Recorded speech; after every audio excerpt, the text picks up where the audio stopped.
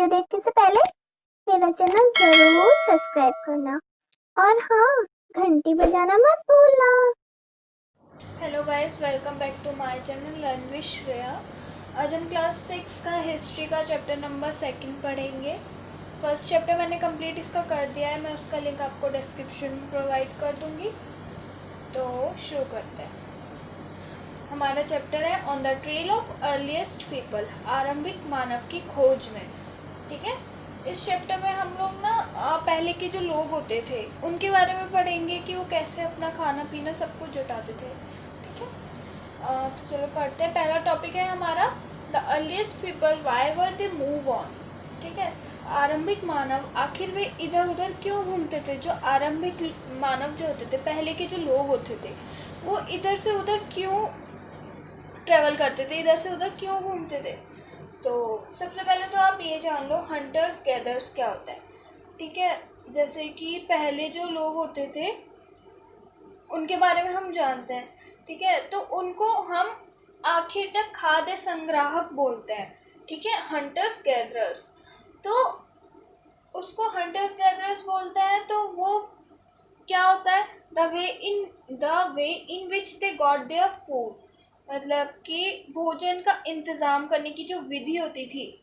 ठीक है, जो उनका तरीका होता था उनके फूड को इंतज़ाम, मतलब उनका अपने खाने को लेने का, उसके आधार पे हम इसको आखिर तक खाद्य संग्राहक कहते हैं। ठीक है, उनकी विधि को, है ना, उनके आधार पे इनका नाम ये आखिर तक खाद्य संग्राहक कहा जाता है। क्योंकि जिस तरीके से उन्होंने उस ज़माने में अपना खाने पीने का सब कुछ जो खाद्य है उनका, उसको इंतज़ाम करा, उसको जोड़ा, कैसे उन्होंने अपने खाने पीने की सब चीज़ें मैनेज करी, उन सब चीज़ों के आधार पे हम इसको हंटर्स गैदरर्स बोलते हैं। ठीक है, तो ये क्या करते थे, हंटेड वाइल्ड एनिमल्स, अपने खाने के लिए क्या करते थे, ये जंगली जानवरों को शिकार करते थे। ठीक है, कॉट फिश एंड बर्ड्स, मछलियों को और ये पशु पक्षियों को पकड़ते थे।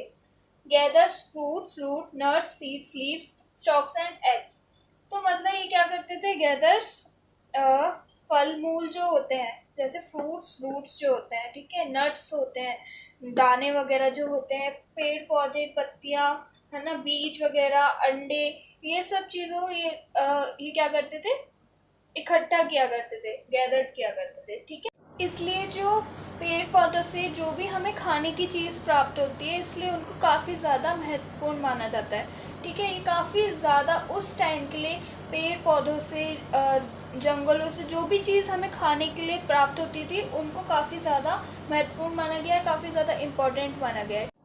There are 4 reasons why hunter-gatherers moved from place to place. ये जो आखेटक खाद्य संग्राहक जो होते थे, इनके एटलीस्ट 4 रीजंस बताए गए हैं कि एक जगह से दूसरी जगह क्यों घूमते रहते थे। ठीक है, पहला रीज़न ये है, if they had stayed at one place for a long time they would have eaten up all the available plants and animal resources. अगर वो एक जगह पे, ठीक है, अगर वो एक जगह पे काफ़ी समय तक रुके हैं, ठीक है, for a long time, they would have eaten up all available plants and animal resources. वो जो है वो सारे फलों को, जानवरों को, पौधों को खाकर समाप्त कर देते, मतलब ख़त्म कर देते थे। इसलिए वो भोजन की तलाश में, फूड की तलाश में दूसरी जगहों पर जाते थे। ठीक है, इसलिए उनको दूसरी जगहों पर जाना पड़ता था। अब हम सेकेंड पॉइंट देखते हैं, animal move from place to place in search of prey grass leaves. जो एनिमल्स होते हैं, ठीक है, जो जानवर होते हैं, वो अलग अलग जगह जाते हैं, एक जगह से दूसरी जगह जाते हैं, किसके तलाश में, चारे की तलाश में, ग्रास की तलाश में, लीव्स की तलाश में। तो इस वजह से those who hunted them had follow their movement, जो लोग इनका शिकार करते हैं वो लोग भी इनके पीछे पीछे जाया करते थे। तो जानवर एक जगह से दूसरी जगह जाते हैं चारे की तलाश में, ठीक है, ग्रास की में, लीव्स की में। तो जो इनका शिकार करते थे जो लोग, वो भी इनके पीछे पीछे जाया करते थे, इसलिए वो एक जगह से दूसरी जगह जाते थे। थर्ड पॉइंट देखते हैं, plants and trees bear fruits in different seasons, people may have moved from season to season. जो इसका तीसरा कारण है वो ये है कि पेड़ और पौधों में जो फल फूल होते हैं वो अलग अलग मौसम में आते हैं, ठीक है। तो इसलिए लोग उनकी तलाश में सीज़न के अनुसार अन्य अलग इलाकों में घूमते हैं, ठीक है। तो plants and trees bear fruits in different seasons. जो प्लांट्स और पेड़ पौधे जो होते हैं उनमें फूल फल अलग अलग मौसम में आते हैं, इसलिए लोग उनकी तलाश में उपयुक्त मौसम के मतलब सीज़न के अनुसार, ठीक है, सीज़न के अनुसार वो एक जगह से दूसरी जगह में जाते हैं ताकि उनको पेड़ों से जो पौधे और फूल प्राप्त होते हैं वो उन्हें मिल सके। People plants animals need water to survive. जो अब आपको पता ही है कि वाटर कितना ज़रूरी है सर्वाइव करने के लिए। जो पीपल हैं, प्लांट्स हैं, एनिमल्स हैं, सबके लिए वाटर काफ़ी ज़्यादा ज़रूरी है। इंसान को पानी नहीं मिलेगा तो वो मर जाएगा, पेड़ों को पानी नहीं मिलेंगे तो वो मर जाएंगे, एनिमल्स को नहीं मिलेगा तो वो भी मर जाएंगे, ठीक है। नीड वाटर टू सर्वाइव, इन तीनों को, ठीक है, काफ़ी ज़्यादा ज़रूरत होती है सर्वाइव करने के लिए वाटर की। कहाँ से मिलता है वाटर? हमको लेक से मिलता है, रिवर से मिलता है। तो कुछ रिवर पेरेनियल होती हैं। पेरेनियल मतलब कि जो सालों साल मतलब कि जिनका पानी कभी नहीं सूखता, ठीक है। और कुछ होती है सीजनल जो कि सिर्फ सीजन्स में ही जो अपना पानी, जैसे कुछ होती है सीजनल, जैसे कुछ नदियाँ लेक्स ऐसे होते हैं जो बरसात के समय में ही उनमें पानी होता है और बाद में सूख जाता है, ठीक है। तो ऐसी जगहों पे सीजनल रिवर्स लेक्स जो होती हैं उनके तटों पर, उनके बैंक्स पर जो लोग रहते हैं, ठीक है, वो एक जगह से दूसरी जगह जाते थे, ठीक है। People who living on their banks would have had to go in search of water during dry season. जो लोग इनके तटों पर रहते थे, सीजनल रिवर जो होती है, लेक्स जो होती हैं, है ना, जो इनके तटों पर रहते थे, जब वहाँ का पानी सूख जाता था तो लोग पानी की तलाश में एक जगह से दूसरी जगह जाते थे इन ड्राई सीजन्स में। ये मेनली ड्राई सीजन्स में, ड्राई सीजन्स कभी भी हो सकता है, देखो जैसे समर में हो सकते हैं,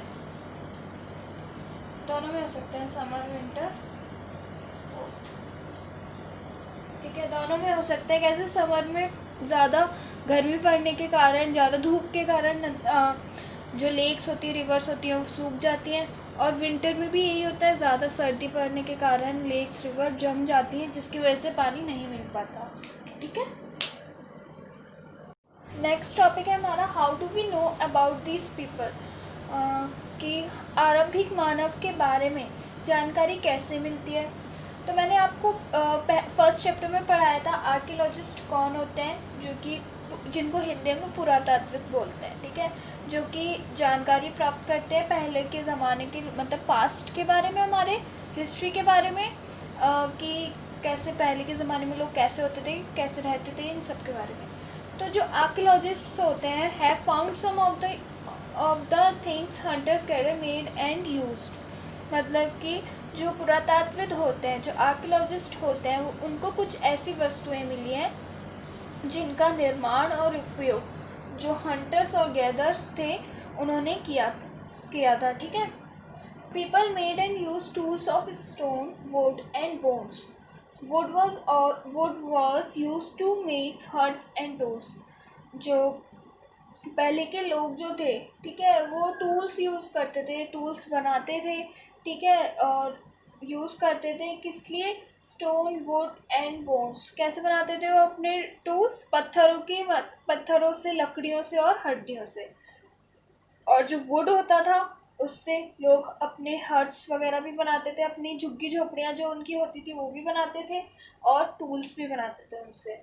सम of those stone tools were used to cut meat and bone, scrape bark from trees, and hides animal skin, chop fruits and roots। मतलब कुछ टूल्स ऐसे होते थे, ठीक है, जो कि फल फूल काटने में मदद करते थे, ठीक है, हड्डियाँ और मांस काटने में मदद करते थे, तथा पेड़ों की छाल जो होती है, बार्क मतलब होता है छाल, पेड़ की जो छाल होती है उसको छीलने में मदद होते थे, है ना। और हाइड्स एनिमल मतलब हाइड्स एनिमल स्किन मतलब होता है कि जानवरों की जो चमड़ी होती है, ठीक है, उसको उतारने में मदद करते थे। चॉप फ्रूट्स एंड रूट्स कुछ टूल्स ऐसे होते थे जिनसे फ्रूट्स वगैरह काटे जाते थे, रूट्स वगैरह काटी जाती थी।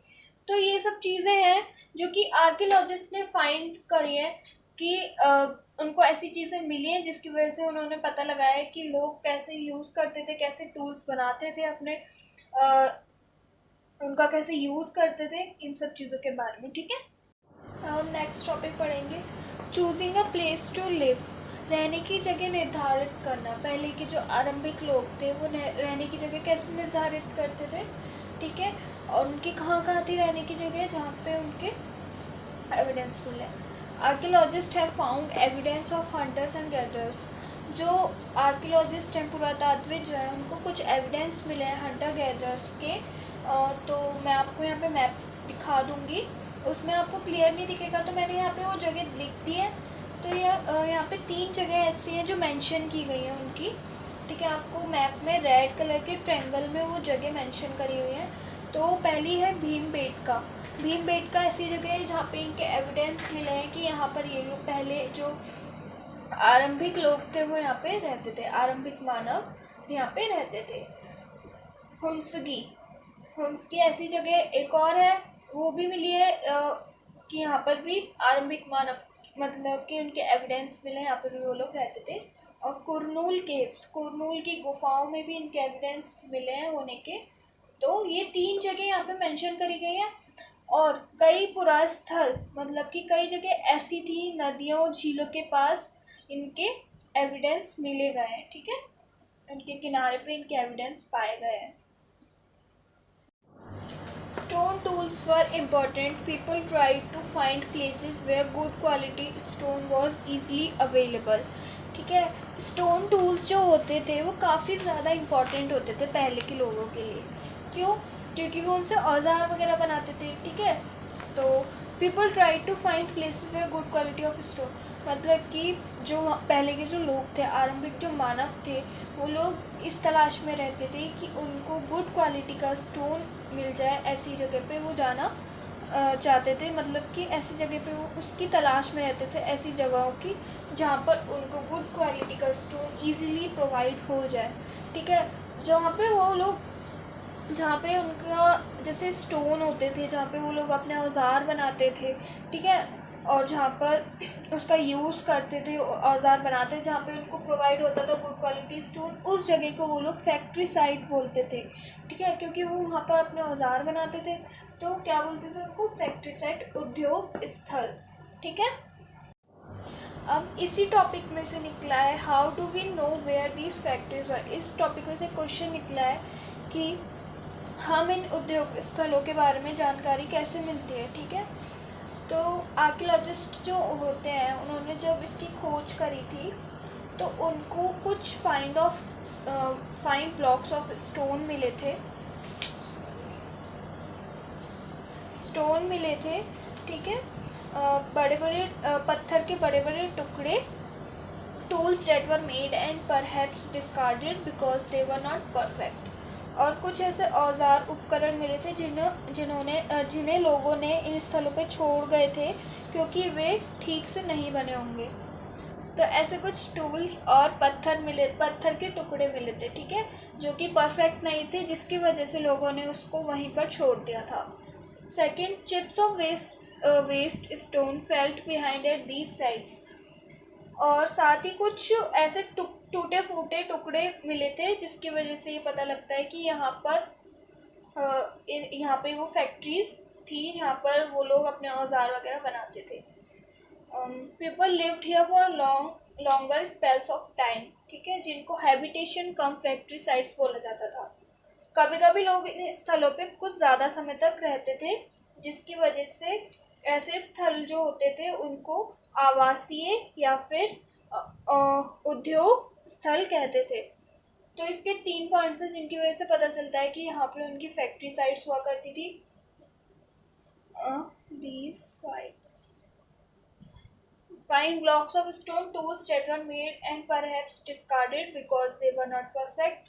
पहला हमारा पॉइंट क्या था कि हमको स्टोन के बड़े बड़े टुकड़े मिले थे और टूल्स मिले थे, ऐसे उपकरण मिले थे जिसकी वजह से ये पता लगता है कि यहाँ पर उनकी फैक्ट्री साइट्स थी और कुछ ऐसे डिस्कार्डेड थे स्टोन जिनको डिस्कार्डेड कर दिया गया था क्योंकि वो परफेक्ट नहीं बने थे, इसलिए उन लोगों ने वो वहीं पर छोड़ दिए थे। Chips of waste stone felt behind these sides. कुछ ऐसे टुकड़े मिले थे पत्थर के टूटे फूटे कि जो इस साइट्स पे मिले गए, जिसकी वजह से पता चलता है कि यहाँ पे उनकी फैक्ट्री साइट्स थी। People here for longer spells of time, habitation come factory sites. मतलब कि कभी कभी लोग इन जगहों पे काफ़ी समय तक रुका करते थे, जिसकी वजह से इन जगहों को, ऐसे स्थलों को हैबिटेशन, आवासीय और फैक्ट्री साइट्स बोला जाता है, उद्योग स्थल कहा जाता है। तो ये है हमारा part 1।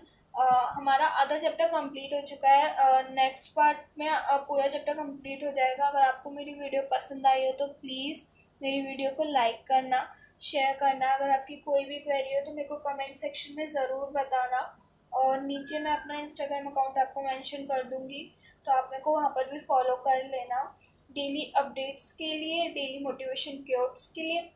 So thank you so much.